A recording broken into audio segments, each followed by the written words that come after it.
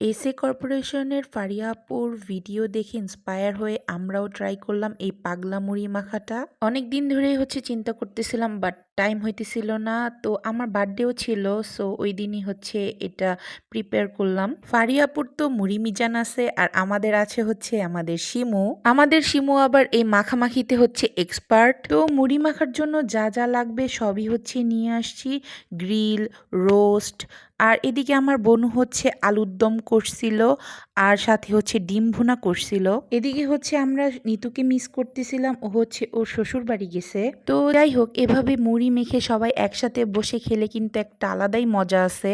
But আমার ফোনে সমস্যা হয়েছে, ওই টাইমে ভিডিও করে আমি স্যাটিসফাইড হইতে পারতেছিলাম না। আর এদিকে এই প্রিপারেশনটা দেখতেই ভাল লাগতেছে।